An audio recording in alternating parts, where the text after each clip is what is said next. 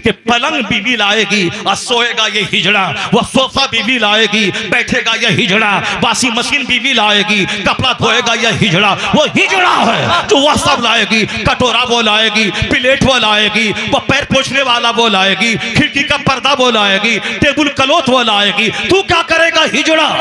बहादुर वो है, मर्द वो है जो खूब मेहनत से कमाए, अपने अपने पैसे से फ्रिज खरीदे, वॉशिंग मशीन खरीदे, अपना कपड़ा खरीदे, अपना पर्दा खरीदे, वो अपनी बाइक खरीदे, जितनी सलाहियत है वो खरीदे। उसके बाद एक नेक खातून को अपना पार्टनर बना के उनके बाप के हाथ से इज्जत के साथ ले आए और बोले ये मेरा घर है, रानी बन के तू रह, ये मेरा फ्रिज है, रानी बन के ठंडा पानी तू पी, ये मेरा बेड है, रानी बन के तू सो, ये मेरा पापोश है, रानी बन के पाँव तू पोछ, मेरा घर है, तू रानी बन के रह। मैं कसम खा के कहता हूँ 80 बरस हो जाएंगे, न कभी तलाक होगी, न कभी तकरार होगी, न कभी लड़ाई होगी, न झगड़ा होगा, न केस होगा, न मुकदमा होगा। उम्र बढ़ती जाएगी, मोहब्बत बढ़ती चली जाएगी। नारे तकबीर।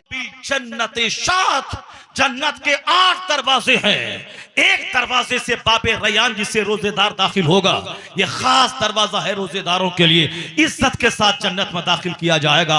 लेकिन 4 काम अगर औरत कर ले तो इस हदीस में आया है जन्नत के 8 दरवाजों में से जिससे चाहे वो जन्नत में दाखिल हो जाए, जिससे चाहे वो जन्नत में दाखिल हो जाए। जिम्मेदारी 4 है, छोटी सी। इनाम कितना है? मिन अय्य अबवाबिल जन्नत शात, जन्नत के जिस दरवाजे से चाहे वो जन्नत में दाखिल हो जाए। वो 4 बातें क्या हैं मैं जरा ठहर के बताता हूं। पहले कुरान पाक का यह चैप्टर आपके सामने रखता हूं, यकीन हो जाए कि मेरा खुदा मुझको जिंदा करके मुझसे हिसाब लेगा। ऐसा नहीं कि दुनिया ऐसे ही चल रही है, दुनिया ऐसे नहीं चलती है। दुनिया एक नियम से चलती है। दुनिया में मौसम हमेशा नॉर्मल रहता है, रात के बाद दिन आता है, दिन के बाद रात आती है, सर्दी के बाद गर्मी है, गर्मी के बाद बरसात है। यह सब सिस्टम से चल रहा है। अल्लाह ताला 10 साल आंधी नहीं भेजता है, मगर एक बार जबरदस्त हवा चला के झंझोड़ देता है बंदों को।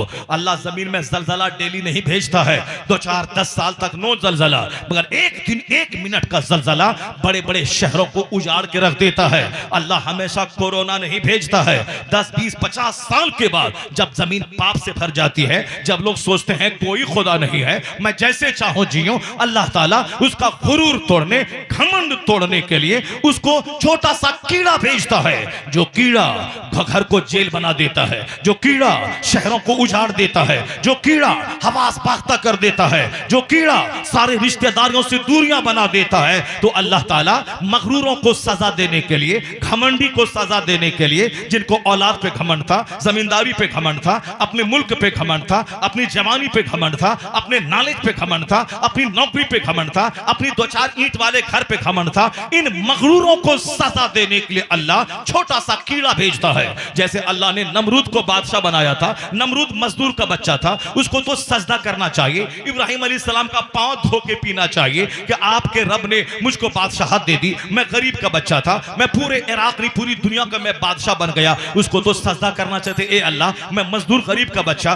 तूने मुझको पूरी दुनिया का हाकिम बादशाह बना दिया, उसको तो सजदा करने से फुर्सत नहीं मिलनी चाहिए। लेकिन नहीं, मालदारी गुरूर लेके आती है, मालदारी सबसे पहले दिमाग बदलती है, मालदारी उस दिमाग बदलने के बाद शहवत लाती है। यानी मालदार लोग जब तक जिना न करें वो कोई मालदार है, मालदार जब तक शराब न पिए वो कोई मालदार है। अगर वो जिना शराब से बच भी जाए, घमंड से बच नहीं पाएंगे। जो मैं खाता हूं कौन खाता होगा, जो मैं मकान बनाया हूं कौन बनाया होगा, जो मैं गाड़ी खरीदता हूं कौन खरीदा होगा।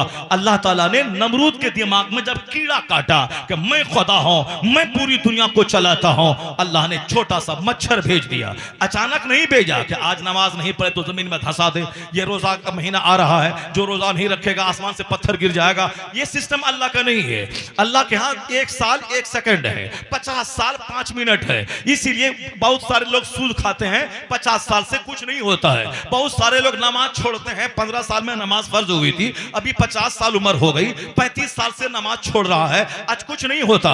अगर अल्लाह ताला फौरी बंदा को पकड़ ले, फजर की की अजान हुई, गांव के सब लोग मस्जिद नहीं जाएं, उनके घर में अल्लाह आग लगा देगा, आसमान से पत्थर गिरा देगा, सबको जमीन में धंसा देगा। अगर जहां एक दिन धंसा 5 आदमी, दूसरा दिन कोई बेनमाजी घर में नहीं रहेगा, वह तो अजान होने से 2 घंटा पहले ही मस्जिद चला जाएगा। तो अल्लाह ताला ये नहीं चाहता है कि मैं बंदों को डरा दूं, मैं बंदों को धंसा दूं, फिर उसके बाद बंदा हमसे डर के नमाज पढ़ने लगे। अल्लाह ये नहीं चाहता है। अल्लाह ये चाहता है कि मेरा बंदा दिमाग लगाए, कौन है जो बगैर खंबे के आसमान बनाया है, कौन है जो समंदर पे जमीन को ठहरा दिया है, कौन है जो पहाड़ को पिलर बना के जमीन को रोके रखा है, वह कौन है जो हमें रोटी चावल फल फ्रूट्स देकर हमें जिंदा रख रहा है, जो हमें पानी देकर दूध देकर हमें जिंदगी दी है। इन सारी नेमतों को बंदा गौर करे, उसके बाद अपनी पेशानी जमीन पर टेक दे, कहे इलाही तेरा शुक्र है कि तूने जिंदगी भी दी है, शानदार रोजी भी दी है। अगर मैं आग पे भी सजदा करूं फिर भी तेरी इस नेमत का शुक्र मुझसे अदा ना हो पाएगा। अल्लाह चाहता है कि बिन देखे आप ईमान लाएं, बिन देखे जन्नत पर यकीन, बिन देखे जहन्नम पर यकीन, बिन देखे फरिश्तों पर यकीन, बिन देखे कयामत पर यकीन।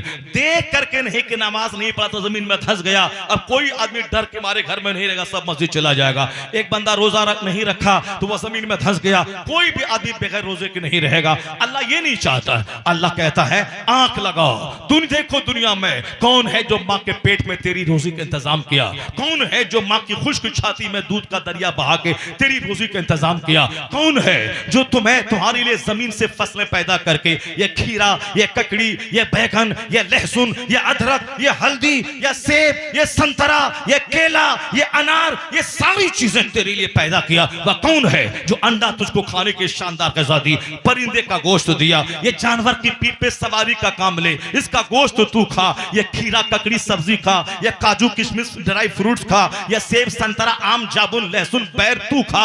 ये तमाम सिस्टम, फ्रूट्स का सिस्टम, ड्राई फ्रूट का सिस्टम, वेजिटेबल का सिस्टम, ये कॉर्न्स का सिस्टम, ये दूध का सिस्टम, ये गोश्त का सिस्टम, ये नदी के मछली का सिस्टम, ये सारी नेमतें हमारे लिए, ना अल्लाह खाता है ना अल्लाह का फरिश्ता खाता है, ये सारी नेमत हमारे लिए। तो ए बंदे जरा थोड़ा दिमाग लगा दे कि कौन है मेहरबान खुदा जो ये सारा इंतजाम मेरे लिए किया, सूरज चमकाया मेरे लिए ताकि मैं दिन में काम करूं, चांद दिया मेरे लिए ताकि रात की वहशत से मैं बचूं, ये मौसम तब्दील किया मेरे लिए ताकि गर्मी का मजा, जाड़े का मजा, बरसात का मजा मैं लूं, रात का मजा, दिन का मजा मैं लूं। तो तुमको अकल लगा कौन है जो ये सारा सिस्टम निजाम चलाता है। जब तू गौर करेगा तब पता चलेगा ये सारी नेमत हमारे लिए, गेहूं धान मेरे लिए, लहसुन प्याज मेरे लिए, सेब संतरा मेरे लिए, आसमान मेरे लिए, जमीन मेरे लिए, पानी मेरे लिए, हवा मेरे लिए, आग मेरे लिए, नदी नाला डेजर्ट पहाड़ मेरे लिए। मैं किस काम के लिए? तो एक आवाज अंदर से आएगी, सारी नेमत तुम्हारे लिए और तुम्हारी पेशानी का सजदा नेमत देने वाले खुदा के लिए। सारी जिंदाबाद, सारी नेमत तुम्हारे लिए और तुम अल्लाह की इबादत के लिए, तुम अल्लाह की इबादत के लिए खूब रोटी चावल खा, खूब फजर में सजदा कर, जोहर में सजदा कर, असर में सजदा कर, मगरिब में सजदा कर, इशा में सजदा कर। फजर से लेके जोहर तक कोई नमाज फर्ज नहीं है।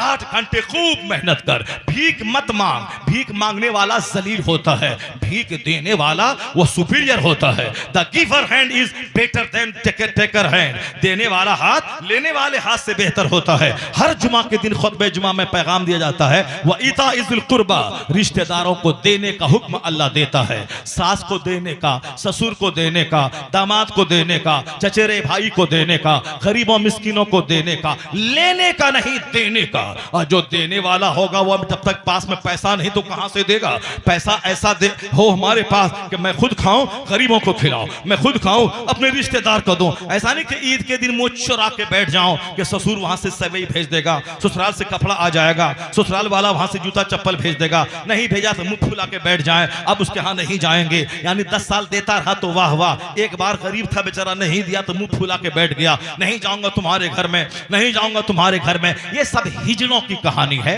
ना मर्दों की कहानी है, खसीसों रजीलों जलीलों की कहानी है। क्यों जलील बनना चाहता है? तू बहादुर बन कि तू अपने बाप को भी दे, ससुर को भी दे, इतना कमा कि अपनी माँ को भी दे, सास को भी दे, इतना कमा अगर तेरा अपना भाई गरीब गरीब है उसे भी दे, और अपना साला गरीब है उसे भी दे। ऐसा नहीं कि सास ससुर को तू नकार दे, नहीं, वह तेरी बीवी की माँ है, वह तेरी बीवी का बाप है, या तुम्हारा बाप है। इतना कमा मेहनत से कि अब मैं अपने माँ बाप को भी दे, अपने सास ससुर को भी दे। हाथ मत फैला, मेहनत से कमा।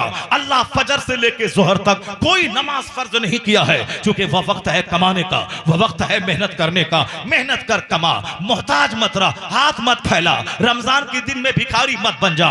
ज़कात देगा वह जिसके पास 1 लाख है 2500 निकालेगा, 1 करोड़ है 2.5 लाख निकालेगा, 100 करोड़ है 2.5 करोड़ निकालेगा। वह निकाल के अगर कोई मोहताज अपाहिज माजूर है उसको देगा, फकीर मिस्किन को देगा। तुम हाथ मत फैला। मुसलमान भिखारी कौम नहीं है कि रमजान के दिन में हर चौराहे पे भिखारी, हर सड़क पे भिखारी, जामा मस्जिद की सारी सीढ़ियों पे भिखारी, हर गांव समाज में भिखारी। यानी सबसे ज्यादा भिख मंगी कौम यही मुसलमान कौम हो गई है। जो ज़कात का सिस्टम यहाँ, फित्रे का सिस्टम यहाँ, चर्म कुर्बानी का सिस्टम यहाँ, सदका तो खैरात का सिस्टम यहाँ, जमीन से फसल पैदा हो उश्र का सिस्टम यहाँ। यानी क्या कहा, वह आतू हक़्क़हू यौम हसादी, खेती कटने के दिन उसका हक निकाल दे, हक निकाल के मोहताज तक पहुंचा दे, फित्रा निकाल के मोहताज तक पहुंचा दे, ज़कात निकाल के मोहताज तक पहुंचा दे। मोहताज दरवाजे पे नहीं आएगा, वो उनकी खैरत नफ्स फना ना होगी, वह इज्जत नफ्स से खिलवाड़ नहीं करेगा, वह जलील और रुस्वा होकर अपना चेहरा काला करके तेरे सामने बेगैरत बन के हाथ नहीं फैलाएगा। तुझको देना है, माल तेरे पास है, उसका हक निकाल के तुझको हकदार तक पहुंचाना है। यहूदी के यहाँ कोई भिखारी नहीं, क्रिश्चियन के यहाँ कोई भिखारी नहीं, और हिंदुस्तान में एक मुट्ठी भर कौम है सिख, सिख के यहाँ बहुत मुख्तसर 5% भिखारी। हमारे यहाँ रमजान के दिनों में लगता है कि सारी कौम भिखारी हो गई है। देने वाला 5 है, लेने वाला 95 है, या सिर्फ ज़मीर मुर्दा हो गया है, सोच छोटी हो गई है। क्यों कि साहब ससुर ही कपड़ा देगा, ससुर घड़ी देगा, ससुर जूता देगा, ससुर शेरवानी देगा। अपना कमा खा करके क्या करेगा, वो खाएगा, हागेगा, और कपड़ा कौन देगा, ससुर देगा। एक बीवी से फायदा भी उठाएगा और उसके बीवी के बाप से घड़ी भी पहनेगा। वो मर्द है क्या जो अपनी बीवी के बाप की जमीन बेचवा के वो शेरवानी पहने, वो हाथ में घड़ी पहने, वो 3 पीस का कोट पैंट पहने, वो जूता खरीदे, जूता खरीदे, कोठारी की बनियान चाहिए, कोठारी की बनियान चाहिए, और साहब फला कंपनी का रेमंड का कपड़ा चाहिए, और साहब रेड एंड चीफ का जूता चाहिए, खादिम का जूता चाहिए। क्यों? ये सब कपड़ा खरीदने की रस्म। चलो साहब 5 आदमी उधर से, 5 इधर से, लड़का भी जाएगा, बोलेगा ये नहीं वो चाहिए, लड़का का बहनोई रहेगा, लड़का ऐसे धमक के रहेगा, बहनोई बोलेगा अरे ये नहीं वो कपड़ा चाहिए, जैसे इनका बाप कमा के उसको दे दिया है। अगर लड़की को तेरी जरूरत है तो तुमको भी लड़की की जरूरत है। अगर शादी लड़की की बंद हो जाए, ये मर्द जहर खा के मर जाएगा, ये दुनिया में जिंदा रहना मुश्किल हो जाएगा, ये रोजाना सर पटक पटक के मर जाएगा। 50 करोड़ का बंगला बना ले, अगर औरत नहीं है तो सारा घर कांटे का घर है। अगर फॉर्च्यूनर खरीद ले, अगर बीवी नहीं है तो वह कूड़े का तीन है वो। इसलिए तमाम फिक्स डिपॉजिट, तमाम महल, तमाम गाड़ियां, सबकी रौनक इस बीवी की वजह से है। अगर ये है तो घर घर घर घर घर की जीनत है, अगर ये नहीं है तो घर वो साहब कंगालों का घर है, वो भिखमंगों का घर है, वो साहब कब्रिस्तान से बदतर है जिस घर में औरत न हो। इनकी वजह से हमारी सेहत है, इनकी वजह से मेरी आंख गुनाहों से बचती है, इनकी वजह से मेरे बच्चे हैं, इनकी वजह से मेरा बच्चा मेरी निशानी है। क्या तुम अपने से बच्चा पैदा करेगा? अगर औरत न रहेगी तो तेरा बेटा कहां से पैदा होगा? जब सारी बहार इनसे है तो उनके बाप को रोला के 3 पीस पहनने का क्या मतलब है? उनके बाप की जमीन बेचवा के कार लेने का क्या मतलब है? उनके बाप को भीख मंगवा के 35 साल की सारी कमाई 35 मिनट में पानी की तरह बहा देने का क्या मतलब है? जब तुझको औरत की जरूरत है तो फिर उस औरत के बाप को रोला के ये मोटरसाइकिल, ये बुलेट, ये कार, ये कपड़ा, वो शर्म आनी चाहिए कि पलंग बीवी लाएगी और सोएगा ये हिजड़ा, वो सोफा बीवी लाएगी बैठेगा ये हिजड़ा, वाशी मशीन बीवी लाएगी कपड़ा धोएगा ये हिजड़ा। वो हिजड़ा है जो वह सब लाएगी, कटोरा वो लाएगी, प्लेट वो लाएगी, वो पैर पोछने वाला वो लाएगी, खिड़की का पर्दा वो लाएगी, टेबल क्लॉथ वो लाएगी। तू क्या करेगा? हिजड़ा। फादर वो है, मर्द वो है जो खूब मेहनत से कमाए, अपने अपने पैसे से फ्रिज खरीदे, वॉशिंग मशीन खरीदे, अपना कपड़ा खरीदे, अपना पर्दा खरीदे, वो अपनी बाइक खरीदे, जितनी सलाहियत है वो खरीदे। उसके बाद एक नेक खातून को अपना पार्टनर बना के उनके बाप के यहाँ से इज्जत के साथ ले आए और बोले ये मेरा घर है, रानी बन के तू रहा, ये मेरा फ्रिज है, रानी बन के ठंडा पानी तू पी, ये मेरा बेड है, रानी बन के तू सो, ये मेरा पापोश है, रानी बन के पाँव तू पोछ, मेरा घर है, तू रानी बन के रह। मैं कसम खा के कहता हूं 80 बरस हो जाएंगे, न कभी तलाक होगी, न कभी तकरार होगी, न कभी लड़ाई होगी, न झगड़ा होगा, न केस होगा, न मुकदमा होगा। उम्र बढ़ती जाएगी, मोहब्बत बढ़ती चली जाएगी। नारे तकबीर, नारे रिसालत, मसलके आला हजरत, अज़मत इस्लाम, इस्लाहे मुआशरा का मेरी कौम, सरजमीन लौलिया। दुआ करके अल्लाह तुझे दौलतमंद बनाए ताकि तू फितरा निकाले, तू ज़कात निकाले, मांगने वाला मत बन, देने वाला बन। तुम्हें मालूम है हजरत इब्राहिम बिन अदहम के पास शफीक बल्खी आए, कहा हुजूर मैं कमाने के लिए वतन से बाहर जा रहा हूँ, अब 1 साल के बाद आऊंगा। कहा ठीक है जाओ, कमाने के लिए जाना चाहिए। अलकासिब हबीबुल्लाह, कमाने वाला अल्लाह का दोस्त होता है, मेहनत मुशक्कत से कमाने वाला अल्लाह का दोस्त होता है। नेक ताजिर तिजारत करने वाले मुत्तकी ताजिरों का हश्र क़यामत के दिन नबी सिद्दीक शुहदा के साथ होगा। इसलिए सिर्फ नफल पढ़ना कमाल नहीं है, अपने बाल बच्चों को इज्जत से रखने के लिए हलाल कमाई करना ये भी बहुत बड़ी इबादत है। हाँ अलबत्ता नमाज़े पंजगाना के बाद ये सारी चीज़ें इबादत है। नमाज़े पंजगाना के बाद नमाज छोड़ करके चाहे बेटी पालें, चाहे बेटा पालें, चाहे कुछ भी करें, सारी कोई नेकियां लटकी हुई रहेंगी। नमाज छोड़ने के बाद कोई नेकी काम नहीं आएगी। हाँ नमाज पढ़ने के बाद अगर बिजनेस करें, तिजारत करें, टोकरी में सेब लेके बैठ जाएं, अनार लेके बैठ जाएं। मैं कहता हूं हमारा बच्चा बोलता है नौकरी नहीं मिलती है, मैं पढ़ के क्या करूंगा? तो तू नौकर बनने के लिए पढ़ता है क्या? पढ़ता है बंदा नेक बनने, मुहस्सब बनने, शरीफ बनने, समाज का अच्छा इंसान बनने। आजकल बच्चा पढ़ता है नौकर बनने के लिए, नौकरी नहीं मिली तो अब ये नहीं पढ़ाई करेगा, तो जानवर से समाज भरता जा रहा है। तुझे अल्लाह ने बादशाह बनाया था कि तू तिजारत कर। तेरा पैगंबर तिजारत किया है, सिद्दीक अकबर ने बिजनेस किया है, उस्मान गनी ने इस बिजनेस किया है। बोलेगा नहीं बाबा वो तो सिद्दीक अकबर थी बिजनेस किया है, बिजनेस करने के 10 लाख रुपए चाहिए।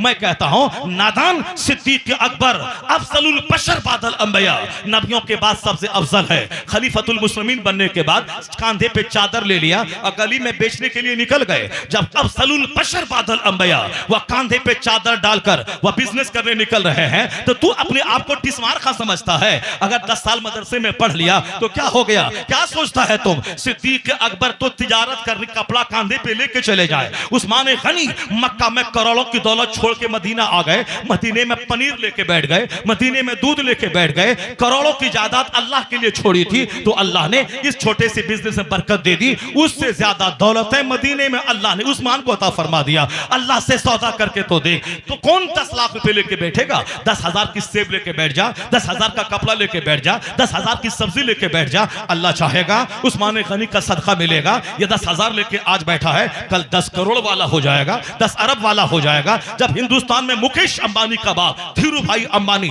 अमेरिका में मजदूरी करने गया था, आज उसका बेटा दुनिया का 10 टॉप मालदारों की सूची में एक नाम उसका है। हिंदुस्तान के 150 करोड़ लोगों में सबसे बड़ा नाम मुकेश अंबानी का है। उनका बाप मजदूरी करता था, उनका बाप बोलता मैं मजदूरी कर रहा हूं, मैं कैसे अरबपति बन जाऊंगा? गवर्नमेंट से मैं ले लेता हूं लोन 50 खरब रुपया, उसके बाद बिजनेस करूंगा, और बिजनेस नहीं चला तो जहर खा के मर जाऊंगा। कर्ज लेके बिजनेस मत कर, बल्कि हलाल तरीके से कर। मजदूरी 10,000 लेके बैठ जा, 500 रुपए का आम लेके बैठ जा, फिर अल्लाह पर भरोसा कर, अल्लाह तुम्हें अरबपति बना देगा, करोड़पति बना देगा। नौकर क्यों बनना चाहता है? वअदल्लाहु लज़ीना आमनू व अमिलुस सालिहात मिनहुम लयस्तखलिफन्नहुम फिल अर्द। अल्लाह ने वादा किया है जो ईमान लाएगा, नेक बनेगा, अल्लाह उसे इस जमीन का बादशाह बना देगा, इस जमीन का खलीफा बना देगा। तो तू बादशाह बनने आया है, नौकर बनना चाहता है, 10 लाख ले लीजिए नौकरी दे दीजिए, 20 लाख ले लीजिए नौकरी दे दीजिए, 40 लाख ले लीजिए नौकरी ले लीजिए। ये रिश्वतखोरी का काम क्यों करता है? यह रिश्वत देना हराम,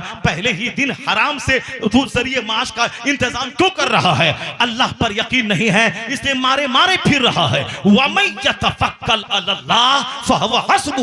गौसे पाक के पास 4 बीवियां थी, 49 औलाद थी। पूछ उनसे कैसे आपने 4 बीवी को पाला? न लड़ाई न झगड़ा, लगला, 49 औलाद को पाला, जवाब मिलेगा वमन यतवक्कल अलल्लाह फहुवा हस्बुह, जो अल्लाह पे भरोसा करता है अल्लाह उसके लिए काफी हो जाता है, अल्लाह उसके लिए काफी होता है। ला तक़तुलू औलादकुम खश्यता इमलाक, गरीबी के डर से बच्चों को ज़बह मत कर, मैं तुझे भी रोजी देता हूं, तेरे बच्चों को भी रोजी दूंगा। अल्लाह पर मजबूत यकीन आदमी के चेहरे को हरा भरा रखता है। अब जरा गौर से सुनिए, वह चैप्टर मैं खोलता हूं, उसके बाद वो हदीस में सुनाता हूं, फिर उसके बाद आपके लिए एक हदीस सुनाता हूं। मैं माइक छोड़ देता हूं, मैं आपसे रुखसत हो जाऊंगा। आप घबरा तो नहीं रहे आप लोग? अगर घबरा जरा जोर से बोले सुभान अल्लाह, हाथ उठा के बोले ला इलाहा इल्लल्लाह। तकरीर सुनिए, तकरीर सुनिए, अपनी जिंदगी संवारिए। अल्लाह ने सारी चीजें आपके लिए पैदा की हैं, आपको अल्लाह की इबादत के लिए पैदा किया है। आपका जो काम है वो काम कीजिए, अल्लाह का जो काम है वो अल्लाह कर रहा है।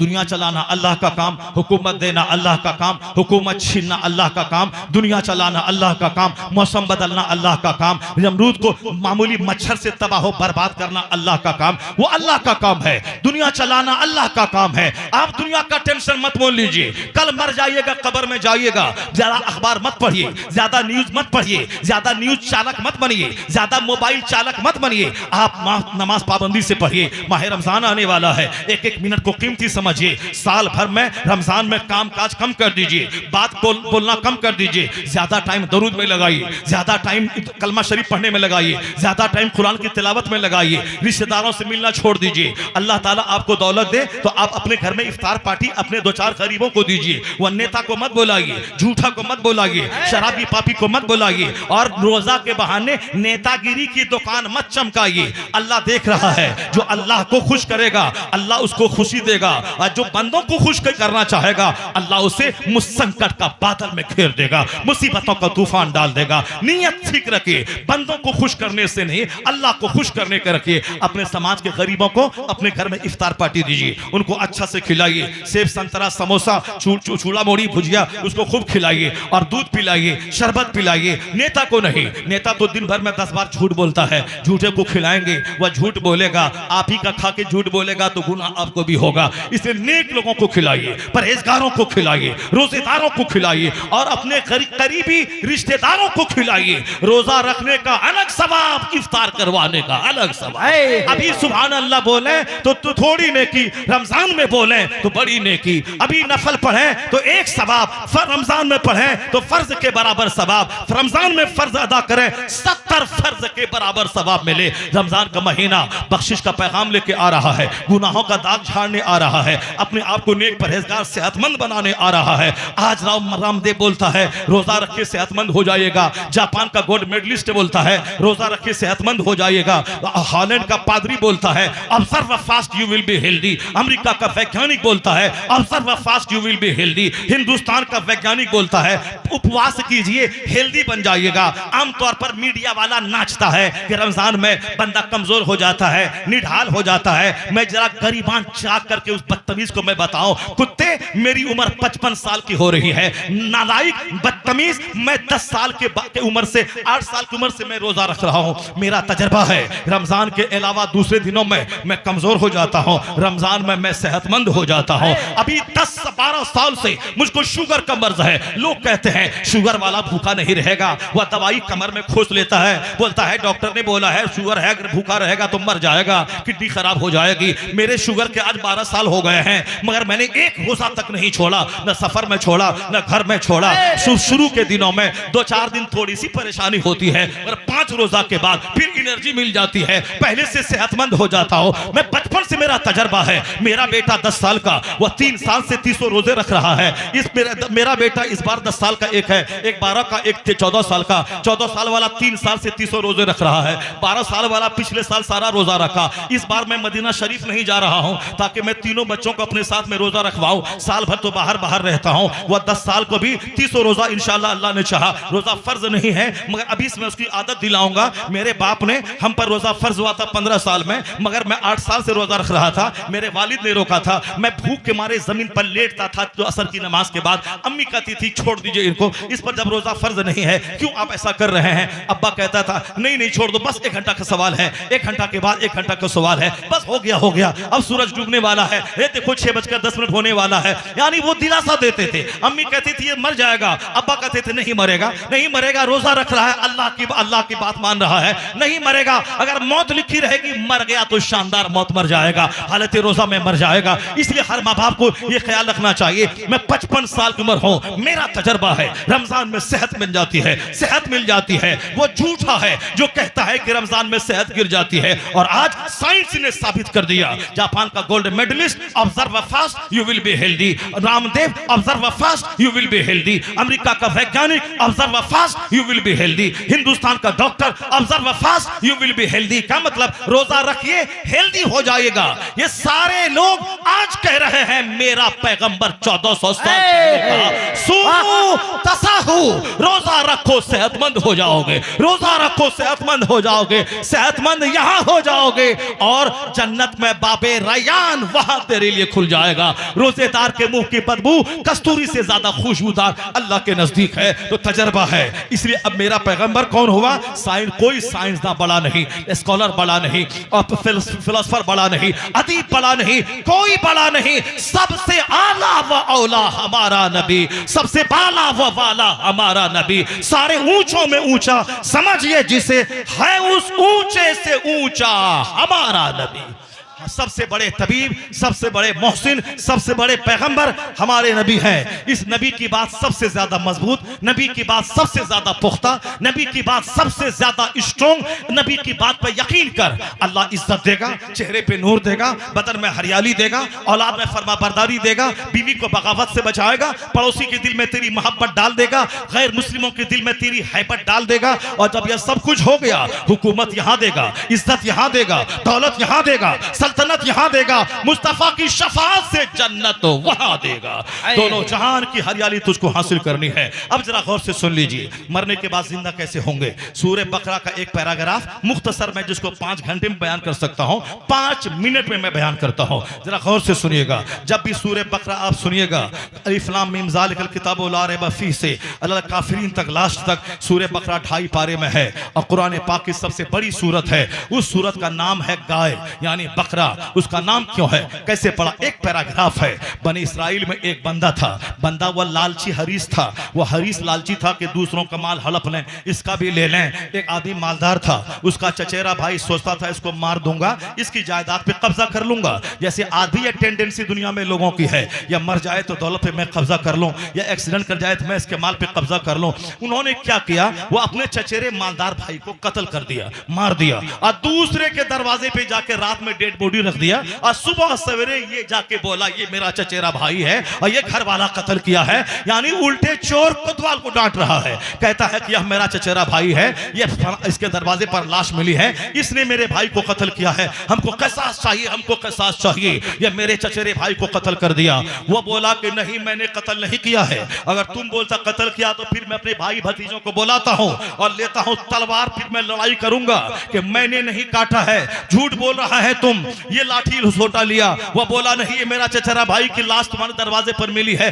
तुमने कत्ल किया है। अब दोनों में जंग हो जाती, लड़ाई हो जाती। अब फैसला कौन करेगा? चलो मूसा अलैहिस्सलाम के पास। मूसा अलैहिस्सलाम के पास आए, कहा हुजूर ये मेरा चचेरा भाई को कत्ल कर दिया इसने, और ये कहता हमने नहीं किया है, लाश इनके दरवाजे पर मिली है, तुम्हारा क्या कहना है? कहा हजरत मैंने कत्ल नहीं किया है, यह झूठ बोल रहा है, कौन कहा मारा, मेरे दरवाजे पे लाके रख दिया है, मैं नहीं किया हूं। जनाबे मूसा अलैहिस्सलाम ने कहा ठहरो, अल्लाह का हुक्म आने दो। अल्लाह का हुक्म ये आया है कि तुम लोग गाय ज़बह करो, और गाय ज़बह करोगे उसका गोश्त लेके इस मुर्दा मकतूल पे मारेंगे, ये जिंदा होके बताएगा कि इसको कत्ल कौन किया है, इसको कत्ल कौन का। बोलो जोर से सुभान अल्लाह। वो बोलो, बोलेगा ये जिंदा होके बोलेगा कातिल कौन है। ये तो बोला कि तो जिंदा होने वाली बात तो महाल है, लेकिन जब कह रहे हैं चलो हम भी हाँ में हाँ मिलाते हैं, वो घर वाला बोला हाँ ठीक है तलाश करें। अब अगर फौरन कोई सी गाय को ज़बह कर देता फौरी ये मसले का हल निकल आता, मगर वो पेच पास करना शुरू किया। हुजूर गाय कैसी होगी, उसकी उम्र कितनी होगी, उसका दिल डौल कैसा होगा, उसकी रंगत कैसी होगी, ये सवाल करता गया और मुसीबत में फंसता चला गया। गाय ऐसी होगी होगी जो न दूध देने वाली हो, न खेत काम में उसको लगाया गया हो, उसकी रंगत ऐसी हो। यानी इस कदर मुश्किल में पड़ा कि बोला इंशाअल्लाह हम लोग हासिल कर लेंगे। अब इधर ये लोग ढूंढने चला, बाजार में ऐसी गाय नहीं मिल रही है, उस हाट में ऐसी गाय नहीं मिल रही है। बनी इसराइल परेशान हो गए, इधर यहीं ढूंढता रहा बनी इसराइल। उधर एक नेक आदमी था उस बनी इसराइल में, नेक बंदा, नेकी का असर औलाद में कैसे मिलता है, माँ बाप की फरमा बरदारी का सवाब औलाद को कैसे मिलता है। जरा गौर से सुनना, अल्लाह नीयत देखता है, अल्लाह दिल देखता है। अल्लाह नहीं देखता कि तेरा चेहरा कितना खूबसूरत है, तू कितना मालदार है, अल्लाह दिल देखता है। लिबास रहे तेरा काला मगर दिल तुम्हारा उजला रहना चाहिए, दिल उजला रहना चाहिए। जिस दिल में घमंड नहीं है वो उजला है, जिस दिल में हसद नहीं है वो उजला है। जिस दिल में घमंड, जिस दिल में हसद, जिस दिल में जलन, जिस दिल में कीना, जिस दिल में कपट, वो चाहे उजला कपड़ा क्यों ना पहने, उसका दिल काला, उसकी सोच काली, उसकी फिक्र काली, वो काला हमेशा चेहरा उसका काला रहेगा। इसलिए लिबास चाहे काला पीला हरा जो भी पहन, पर दिल को उजला रख, दिमाग को खुला हुआ रख। किसी के बारे में गंदी बात मत सोच। जिसको अल्लाह दौलत दे कहो अल्लाह का शुक्र है, कोई गरीब बना उसकी हमदर्दी को हमदर्दी उसके साथ कर, गुर्बत का मजाक मत उड़ा, मालदारी में घमंड मत कर। वरना बहुत सारे लोग हैं, अल्लाह मालदारों के बच्चे को आज भीख मंगवा रहा है। जो मेरे घर में गाय चराता था वो साहब लाखों के मकान में है, और जो करोड़ों की बिल्डिंग में रहता था आज वो दिल्ली के सेक्टर नोएडा 19 में रेडी चला रहा है। कौन है जो बादशाह को फकीर बना देता है, फकीर को बादशाह बना देता है? वो अल्लाह है जो सब कुछ बंदा नहीं करता है, वही होता है जो मंजूर खुदा होता है, वही होता है जो खुदा करता है। अल्लाह पर मजबूत यकीन रख, अल्लाह की बात हमेशा कहता रहा। घर में बाल बच्चों को सिखा, जब कुछ अच्छा हो बोल अल्हम्दुलिल्लाह, जब कोई खाना पीना हो बोल बिस्मिल्लाह, कोई कुछ सामान दे कहो जज़ाकल्लाह, जज़ाकल्लाह। ये नहीं थैंक यू मत बोलो, जब कोई सामान दे कहो जज़ाकल्लाह। अल्लाह आपको बेहतरीन बदला अता फरमाए। हमेशा ज़बान पे अल्लाह का जिक्र रहे, जज़ाकल्लाह, जज़ाकल्लाह, अल्हम्दुलिल्लाह, यरहमकल्लाह, माशा अल्लाह। बाल बच्चा देखने में अच्छा लगे बोलो माशा अल्लाह। कोई टाइन मर जाएगी नजर नहीं लगेगा, जादू करते हुए मर जाएगा, बच्चे पे जादू का असर ना होगा। रोजाना बच्चों का चेहरा देख बोल माशा अल्लाह, माशा अल्लाह, सारा जादू का असर कट जाएगा। मदरसा मस्जिद जलसा में टका नहीं देगा, वह झूठा अमल करने वाला बोलेगा काला जादू कर दिया है, तेरा सारा घर खत्म हो जाएगा। यहाँ देगा जलसे में चंदा नहीं और वहां जाके 25,000 उसको दे देगा, और वह झूठ बोलेगा चलो काला जादू मैंने खत्म कर दिया। बुखारी शरीफ पढ़ाने वाला बेचारा 25,000 तनख्वाह उसकी नहीं है, वह 25,000 एक दिन में कमा रहा है। जैसा पैसा वैसा खर्चा। जब पैसा तुम्हारा पाक रहेगा फालतू खर्चा नहीं होगा, पैसा तुम्हारा हराम का रहेगा, ऐसे ही झूठ बोल करके लोग लूट लेगा। कोशिश करो कि तुम्हारा पैसा जलसा में खर्चा हो, मदरसा में खर्चा हो, मस्जिद में खर्चा हो, नेक काम में खर्चा हो, मदरसे के बच्चों को किताब देने में खर्चा हो, तब फिर तुम्हारा पैसा झूठे आमिर के पास नहीं जाएगा। सच्चा पैसा सच्ची राह में खर्च होगा। जरा गौर से सुनना, एक नेक आदमी था, उसको एक बेटा छोड़ के वो मरा। मरने से पहले एक गाय उसके पास थी, वो गाय को जंगल में जाके रख दिया और कहा ए अल्लाह मेरा बच्चा जब जवान हो जाएगा ये गाय मैं तेरी अमानत में देता हूं, इस गाय को ए अल्लाह मेरे बच्चों के लिए तुम महफूज रख देना। फी अमानिल्लाह, ए अल्लाह तेरी अमानत में। जब भी तू घर से बाहर दिल्ली पंजाब जाने लगो तो अपने घर के दरवाजे पे हाथ रख के बोलो फी अमानिल्लाह। बीवी को बोलो फी अमानिल्लाह, बच्चे को बोलो फी अमानिल्लाह। बोलो ए अल्लाह ये मेरी बीवी बच्चे सब तेरी अमानत में है। अब बीवी को कह दे तुम वह बोलेगी, ऐसा नहीं कि वो लचकोकर बन के रहेगी, चोड़ेल बन के रहेगी, मुंह से चुराएगी, ईद के दिन भी सलाम नहीं करेगी। जाहिल दी ग्रेट, मर्द जाहिल है थोड़ा चल सकता है, औरतें जाहिल ना रहे, औरतें पढ़े। और जब शौहर घर से बाहर जाए तो औरत बोले फी अमानिल्लाह, खुदा हाफिज, अल्लाह की अमानत में। बीवी शौहर को अल्लाह की अमानत में दे दे और शौहर घर बार को अल्लाह की अमानत में दे दे, घर बार भी सलामत रहेगा, शौहर भी सलामत रहेगा। फी अमानिल्लाह। चुनांचे उस वली ने क्या कहा, ए अल्लाह ये जान गाय तेरी अमानत में है, जब मेरे बच्चे जवान हो जाएं ये अमानत मेरे बच्चों को वापस कर देना। वह नेक आदमी मर गया। मौत तो आनी है, मौत नहीं देखती है कि जवान है कि बच्चा है कि बूढ़ा है, मौत आ गई। पागल जो होता है वह मौत आने के बाद चिल्लाता है कोई कर दिया होगा, लेकिन जो अल्लाह का नेक बंदा होता है वो तो जानता है किसी टाइम में मौत आ सकती है। मौत आई, वो चला गया। बीवी को सब्र है, जब बच्चा उसका जवान हुआ तो माँ बोली कि हे बेटा जाओ इस जंगल में कोने पे खड़ा होकर कह देना कि ए गाय तुझे अल्लाह का वास्ता है तू मेरे पास आ जा और अल्लाह से दुआ कर, या अल्लाह मेरे बाप ने तेरी अमानत में एक गाय दिया है, अब मैं जवान हो चुका हूँ, उस गाय उस अमानत को मेरे पास वापस कर दे। वह गया जंगल के किनारे, अल्लाह का वास्ता दिया, वो गाय चर रही थी, वो गाय वहां से आई, इनके पास खड़ी हो गई। उस गाय को पकड़ा, माँ के पास ले गया। वो अम्मी कहा कि बेटा इसको बाजार में जाके बेच डाल, बाजार में बेच दो। 3 दिनार इसकी कीमत थी उस इलाके में। बाजार ले गया, एक ग्राहक आया, बोला कितनी कीमत है? कहा 3 दिनार। कहा मैं 6 दूंगा। बोला मैं अपनी अम्मी से पूछूंगा तब दूंगा। अगर आज तुम्हारे रोनिया गांव का कोई लुच्चा लफंगा होता और माँ कहती कि जाओ 5000 में गाय बेच देना, अगर वहां कोई ग्राहक बोले 10,000 दूंगा, ये बोला चुप रहना, लाओ जल्दी से 10,000 रुपए। वहां से लाके माँ को देगा 5,000 रख लेगा, मोबाइल खरीद लेगा और खूब उसको देख देख के गाना सुनेगा। यानी गायकार बन जाएगा मेरा बेटा। मोबाइल सुन के गायकार, मोबाइल सुन के आशिक, मोबाइल सुन के लफर, न नेता बना, न कलेक्टर बना, न डीएम बना, न टीचर बना, आशिक बन गया। लड़की के बगैर ये जिंदा नहीं रह सकता है।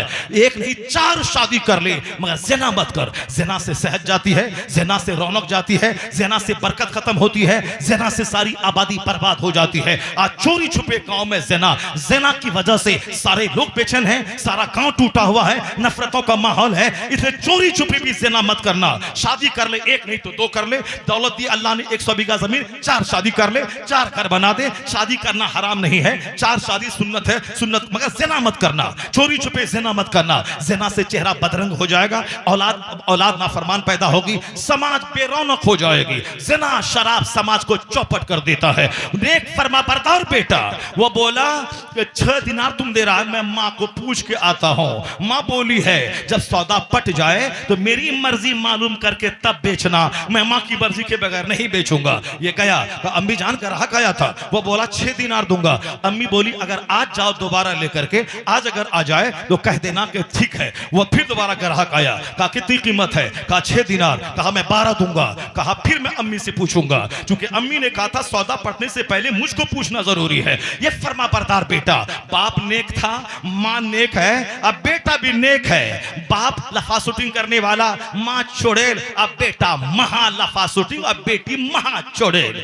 बाप एक बार फिल्म देखा, बेटा 10 बार देखता है। माँ एक बार 10 मर्दों का मुंह देखा, अब बेटियां 50 मर्दों के साथ झूल रही है। इसलिए नेक बन, जैसी जमीन वैसी फसल, जैसा दरख्त वैसा फल। माँ रहे रात भर सजदा करने वाली, बाप रहे मुजाहिद, तब बेटा 90 लाख को कलमा पढ़ाने वाला मोइनुद्दीन अजमेरी पैदा होता है। इस औलाद को अच्छी पैदा करने के लिए माँ जमीन है, उसी जमीन से बच्चा पैदा होता है। माँ को नेक चुनना, सिर्फ मुंह मत देखना, दांत मत देखना, नाक मत देखना, कैरेक्टर देखना, किरदार देखना। ये जमान हुई थी 18 साल में, शादी हो रही 38 साल में, या 20 साल जो गाड़ी लेट चल रही है, गाड़ी कहाँ ठोकर खाई है, कहाँ गाड़ी पंचर हुई है, कहाँ क्या हुआ है, उसको देखना। वरना सड़ी हुई माँ, सड़ा हुआ बच्चा। बाप नेक है, माँ नेक है, बच्चा कितना वफादार है। बोला 12 दिरहम दूंगा। कहा मैं माँ से पूछूंगा। फिर माँ के पास आया। माँ एक वली की बीवी थी, वह समझ गई ये इंसान नहीं, लगता है कोई फरिश्ता है। अब क्या हुआ? माँ बोली बेटा बाजार जाना, अगर ग्राहक अगर वही आ जाए, कह देना कि हुजूर आप ही बताइए इस गाय का मैं क्या करूं, आप ही बताइए इसकी कीमत कितनी होगी। फिर तीसरे दिन बाजार ले गया, वही ग्राहक आया। अब माँ ने कह दिया था जब आए तो कह देना। जब वो आया, कहा कितनी कीमत है? कहा आप खुद बताएं कि कितनी कीमत होगी इसकी। अब उसने कहा जाओ इसकी गाय को घर लेके जाओ, बाजार में नहीं बेचना। बनी इस्राइल के लोग गाय ढूंढते हुए आ रहे हैं। बनी इस्राइल के लोग गाय ढूंढते, वही जो मारा था, जो मूसा ने जो कहा था कि गाय ज़बह करना, बनी इस्राइल के लोग गाय ढूंढते हुए आ रहे हैं। उनको ये कह देना कि इस गाय की खाल में सोना भर देना, यही कीमत है। सोना भर देना यही कीमत है। चुनांचे गाय को लेकर घर आया। दूसरे दिन बनी इस्राइल के लोग ढूंढते उस रास्ते से गुजरे, गाय पर नजर पड़ी। बोला अरे यही गाय तो है, इसका रंग वैसा है जैसा मूसा अलैहिस्सलाम ने कहा है, इसकी उम्र सब कुछ सारा फिगर वही है। बस मिल गया, गाय मिल गई। चुनांच कहा कौन मालिक कौन है? वो नौजवान आया। कहा कितनी कीमत है? कहा इसकी कीमत है गाय की खाल में उतना गोल्ड भर दो इसको, यही कीमत है। क्योंकि बहुत वो लोग मार पीट किया है, कत्ल किया है, और बहुत से लोग कहते थे कि मरने के बाद जिंदा का खाओ पियो चले जाओ। अब यह अकीदा कैसा है, उसको बताने के लिए कि ज्यादा चूं चुरा का क्या नतीजा, क्या अंजाम होता है। चुनांचे का ठीक है, बहुत परेशान चुके हो चुका था, गाय मिल नहीं रही थी। अब जब गाय मिली तो कहा हाँ ठीक है, मैं गाय की खाल में सोना भर दूंगा। कहा जमानत कौन लेगा, अगर तुम ज़बह करने के बाद तुम नहीं लेगा, तुम नहीं बोलेगा हम नहीं देंगे, तब क्या होगा। कहा चलो जनाब मूसा अलैहिस्सलाम से उसके पास चलते हैं। जनाब मूसा अलैहिस्सलाम के पास आए, कहा हुजूर ये गाय यही है जो आपने कहा था। हाँ हाँ, की कीमत क्या है, ये बोलता है कि इसकी खाल में सोना भर दिया जाए, हम लोग दे देंगे, मगर जमानत कौन लेगा। जनाब मूसा अलैहिस्सलाम ने कहा तुम लोग भर दोगे। कहा हाँ हुजूर, जमानत मैं ले लेता हूँ। कहा हाँ हुजूर, जमानत आप ले लें। चुनांचे क्या हुआ, गाय ज़बह की गई। गाय के गोश्त से उस मकतूल जो कत्ल हुआ था उसके चेहरे पे मारा गया, वो जिंदा हो गया। सुभान अल्लाह, वह जिंदा हुआ और बोला यही मेरा चचेरा भाई, यही जो बोलता है कि इसने कत्ल किया है, इसी ने मेरा कत्ल किया है, इसी ने मेरा कत्ल किया है, इसी ने मेरा कत्ल किया है। कातिल का पता चल गया, उन्होंने अपने कातिल का पता बताया, फिर उसके बाद वो मौत की आगोश में चले गए। जिंदा होने के बाद उन्होंने बता दिया, उन्होंने कातिल का रिसालत मसलके आला हजरत इस्लाह मुआशरा कॉन्फ्रेंस खतीब हिंदुस्तान अल्लामा गुलाम रब्बानी नश्तर इलाहाबादी खतीबुल मुल्क अल्लामा मौलाना मुफ्ती शहरियार रजा कादरी इस्लाह मुआशरा कॉन्फ्रेंस सरजमीन रौनिया मौलाना गुलाम रब्बानी साहब नश्तर, माशाअल्लाह सुभान अल्लाह आ गए। ज़बरदस्त खिताब उनका सुनना है। अब मेरी तकरीर ख़त्म होने वाली है। मैं एक चैप्टर तो आपके सामने बयान किया, इसको थोड़ी और वजाहत से बयान कर देता हूँ, फिर वो हदीस पाक माँ बहन बेटी के लिए, उसके बाद फिर आपके लिए एक हदीस, फिर मेरी तकरीर ख़त्म। उसके बाद मौलाना गुलाम रब्बानी साहब आएंगे और ये अख्तर भाई नात पढ़ेंगे, वह सब पढ़ेंगे। एक ज़बरदस्त माहौल आपने बनाया है खिताबत सुनने का, माशाअल्लाह। हमारे मौलाना गुलाम रब्बानी साहब हैं, आज बिल्कुल मूड में है, ये इतना जबरदस्त खिताब ये करेंगे आपके सामने कि आप सुनकर बाग बाग हो जाएंगे। एक बार बोले जोर से सुभान अल्लाह, हाथ उठा के बोले ला इलाहा इल्लल्लाह। गुलाम रब्बानी साहब, कौन बोलता है सीमांचल के लोग जो है सिर्फ नात सुन के भाग जाते हैं और तकरीर नहीं सुनते हैं। आज इन लोगों ने एक रिकॉर्ड बनाया है, ये तकरीर सुनी जाएगी और आज पूरे सीमांचल में यह माहौल पैदा होगा। सारा हिंदुस्तान को यहाँ से मैसेज मिलेगा कि सिर्फ वो एक ही बात रट रट के बोलने से काम नहीं चलेगा, नाचने कूदने से काम नहीं चलेगा। कुरान सुना जाएगा, हदीस सुनी जाएगी, अमल किया जाएगा, अच्छा मुसलमान बना जाएगा। सुभान अल्लाह। अब क्या हुआ, वह शख्स तो जिंदा हो गया। जिंदा होने के बाद बताया यह मेरा कातिल है। वह कातिल पकड़ा गया और अल्लाह फरमाता है, यह सारी बात बयान करने के बाद, कज़ालिका युह्यिल मौता, इसी तरह अल्लाह मौत के बाद तुम्हें दोबारा जिंदा करेगा। जो अकीदा कमजोर हो रहा था कि मरने के बाद कुछ होगा कि नहीं होगा, जिंदा करके दोबारा हिसाब लिया जाएगा कि नहीं लिया जाएगा, इस वाकया से अल्लाह तबारक व तआला अपने बंदों को बता दिया कि वो अल्लाह जिसने इस मकतूल को जिंदा किया, वही अल्लाह तुम्हें मौत देने के बाद दोबारा जिंदा करेगा। वयुनब्बिउकुम, और वह तुम्हें बता देगा जो कुछ तुम दुनिया में करते थे वह सब तुम्हारे सामने आ जाएगा। अल्लाह तबारक व तआला नेक बंदों को नेक सिला देता है। बेटा माँ का फरमा बरदार था, बेटा बाप का फरमा बरदार था, अब बाप नेक था, नेक बाप का सिला उनकी औलाद को यह मिला कि गाय की खाल में सोना भर के बनी इस्राएल के लोगों ने दे दिया। इतना दिया कि बरस तक के लिए उनकी औलाद के लिए काफी हो गया। तो इसका मतलब बाप अगर नेक हो तो उसका इनाम बच्चों को मिलता है। अगर माँ का फरमा बरदार हो बच्चा, उसका इनाम अल्लाह की तरफ से मिलता है। अगर बाप हो शराबी, अगर बाप हो कैंसर से पीड़ित, अगर बाप हो ज़िनाकार, तो इसका मतलब है वो तो खुद अजाब में मुब्तला होगा ही, लेकिन मनहूस बाप की नहूसत उसकी औलाद में भी चली जाएगी। उसकी औलाद जलील होगी, उसकी औलाद रुस्वा होगी। इसलिए सिर्फ लज्जत के लिए शादी मत करना, शादी करना नेक औलाद के लिए, सालेह औलाद के लिए, फरमा बरदार औलाद के लिए। अब ऐसी औलाद पैदा होगी कैसे? सुने मेरी माँ बहन बेटियां, हुजूर ने क्या फरमाया, अल मरअतु इज़ा सल्लत खम्सहा व सामत शहरहा वह सनत फर्जहा व ताअत बालहा। ये 4 काम औरत करे सिर्फ। इसको ना रोजी रोटी कमानी है, शौहर जिम्मेदार है, इनको काम सिर्फ करना है 5 वक्त नमाज पाबंदी से पढ़े। ये पाबंदी से पढ़े, इजा सल्लत खम्सहा, ये 5 वक्त पाबंदी से नमाज पढ़े। रात भर अल्लाह गहरी नींद दिया 8 घंटे, अब 8 घंटे नींद की नेमत से फायदा उठाने के बाद दुकान मकान खेत खलियान, मर्द भी औरत भी, मर्द बाद में जाए, औरत हाथ में झाड़ू और बर्तन बाद में ले। सबसे पहले जिस रब ने 8 घंटे की नींद की दौलत दी, उठने के बाद सबसे पहले उस रब को सजदा करना है। यह नमाज फजर रात की नेमतों का शुक्राना है। फजर से जोहर तक 8 घंटे कोई काम नहीं, जोहर में नमाज पढ़ना है। 8 घंटे कोई नमाज फर्ज नहीं, जोहर पढ़ना है। ये 8 घंटे की नेमत का शुक्राना, जिस रब ने हाथ दिया, जबान दी, पांव दिए, सारा पार्ट्स दिया। अब जोहर में उस रब को सजदा, 4 घंटे के बाद असर में सजदा, 2 घंटे के बाद मगरिब में सजदा, 2 घंटे के बाद इशा में सजदा। इशा से लेके फजर तक कोई नमाज फर्ज नहीं, वह सोने का टाइम है। फजर से लेके जोहर तक कोई नमाज फर्ज नहीं, वह काम का टाइम है। तो यह 5 नमाजें 24 घंटे की नेमतों का शुक्राना है। यह हर मुसलमान अक्लमंद आकिल बालिग औरत मर्द, शहरी देहाती, बीमार तंदुरुस्त, बादशाह रियाया, सब पर फर्ज है। ज़कात सब पर फर्ज नहीं जो साहिब माल है, हज सब पर फर्ज नहीं जो साहिब इस्तिताअत है, रोजा साल में 1 महीना, मगर नमाज ये 24 घंटे जो अल्लाह की नेमतों से फायदा उठाते हैं, उसी का शुक्राना है।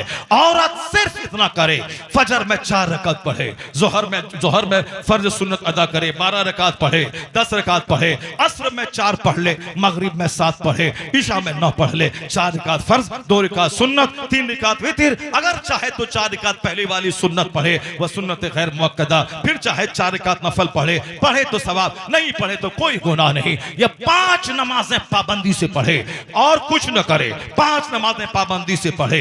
वह सामत शहरहा, साल के 12 महीने रोजी देने वाला अल्लाह 11 महीने खाते रहे हमेशा, 1 महीना रमजान का पाबंदी से रोजा रखे। औरत अगर नापाक हुई हर महीना, उन दिनों में नमाज माफ है, मगर रमजान का रोजा माफ नहीं है। उन दिनों में रोजा न रखे, बल्कि पाक होने के बाद जितने रोजे कज़ा हुए हैं उसको रख ले। आने वाले रमजान से पहले जब तक पिछला कज़ा अदा न करे, अगला फर्ज उसका मुअल्लक रहेगा, इसलिए पहले वो कज़ा अदा कर ले। वो पाक होने के बाद जरूर रोजा रखे।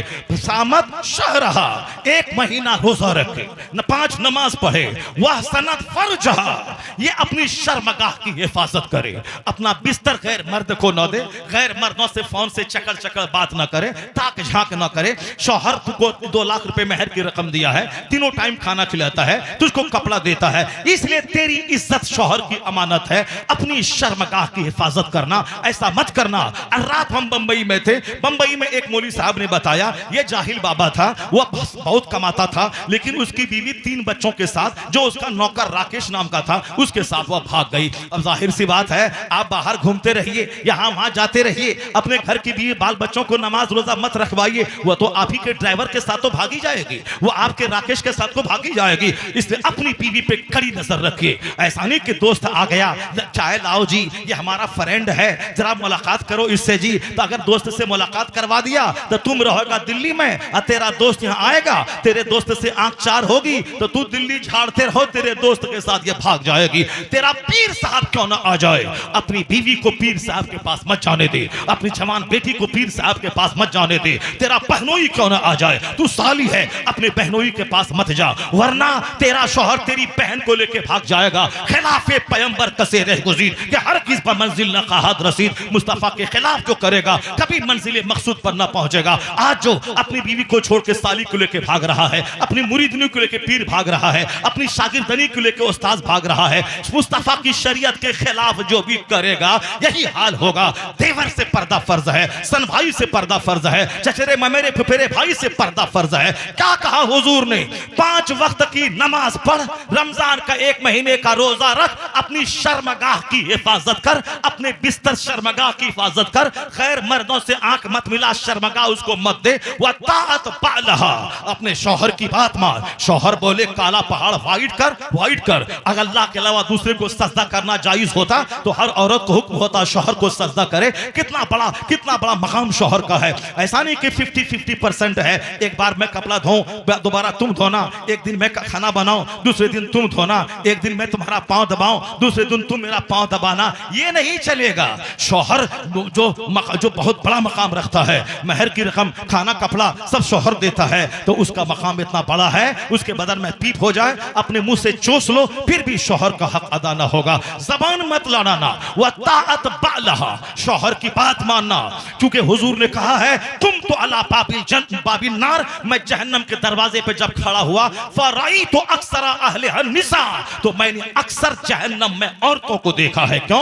औरतें नमाज पढ़ने में सुस्ती करती हैं, शौहर की नाफरमानी करती हैं, लानत मलामत ज्यादा करती हैं, नाशुक्री ज्यादा करती हैं। 10 साल ईद में कपड़ा दो तो ठीक है, एक बार मत दो तो बोलेगी तुमने दिया ही कब है जो आज देगा। 10 साल की सारी नेमतों पे नेमतों की नाशुक्री 1 मिनट में कर डालती है। इसलिए यह कड़ी सुरक्षा चाहिए। बाप सुरक्षा दे, भाई सुरक्षा दे, शौहर सुरक्षा दे, औलाद सुरक्षा दे, इसको कभी भी सुरक्षाहीन मत रखे। सुरक्षा के अंदर में यह रहेगी, वरना थोड़ी सी छूट मिलेगी, बस 2-4 मर्दों के साथ मुंह लगाना शुरू कर देगी। नमाज 5 वक्त की पढ़े, रमजान का रोजा रखे, अपनी इज्जत की हिफाजत करे और शौहर की बात माने, शौहर की बात की कटिंग मत करे। ये करो तो नहीं, वो करो तो नहीं, ऐसे करो तो नहीं, ऐसे करो तो नहीं, यानी सिर्फ कटिंग कटिंग कटिंग। मेरे मदरसे के एक मौलाना जवान आदमी, शादी उसकी हुई, मैंने इस तरह की तकरीर एक जगह की, कहा हजरत औरतें तो कटिंग मास्टर होती है, चाहे जितनी अच्छी बातें बोले, सब बात का जवाब उसके पास होता है, वह कटिंग करने में बड़ी माहिर होती है। मन समता नजा, जो खामोश रहा नजात पा गया। और शौहर के सामने खामोश रहा कर, उनकी बहन, उनकी बेटी, उनकी बहन, उनकी माँ की शिकायत मत कर, खामोश रह। उनके सामने तू अपना दिल बिछा दे, अपना हाथ बिछा दे, वह तुम्हारे पांव के नीचे अपना दिल बिछा देगा। तू उसके लिए जमीन बन जा, वह तेरे लिए आसमान बन जाएगा। 4 काम कर, 5 वक्त नमाज, रमजान का रोजा, शौहर की इज्जत की हिफाजत, शौहर की बात मान, ये 4 बात कर। उसके बाद क्या करे? फल तदखुल मिन अय्य अबवाबिल जन्नत शात, मुस्तफा जन्नत के मालिक कहते हैं, जन्नत के जिस दरवाजे से चाहे औरत जन्नत में दाखिल हो जाए। माशाअल्लाह, जिस दरवाजे से चाहे जन्नत में दाखिल हो जाए, जिस दरवाजे से चाहे वो जन्नत में दाखिल हो जाए। एक हदीस तो रह गई आपके लिए, अब चलिए उसको रहने देते हैं, फिर अगले साल जलसा होगा रोनिया में, होगा ना? हाँ, तो अगले साल जब हम आएंगे फिर आप हमको याद दिला दीजिएगा। एक हदीस पाक आपने छोड़ दिया था, फिर वहीं से मेरी गुफ्तगू का आगाज़ होगा। अल्लाह तबारक व तआला आपको, हमको, सबों को नेक बनने की तौफीक अता फरमाए। जरा जोर से बोलिए आमीन। अल्लाह ताला हम सबों को कुरान हदीस पढ़ने और उस पर अमल की तौफीक अता फरमाए। हमारी माँ बहन बेटियों को अल्लाह इन 4 बातों पे मजबूती से अमल की तौफीक अता फरमाए। हम सबों को भी अपनी ज़बान, अपनी निगाह, अपनी शर्मगाह, अपने पेट, अपने कान, अपने हाथ, सारे आज़ा की हिफाजत की तौफीक अता फरमाए। आमीन। व आखिर दावाना अनिल हम्दुलिल्लाह।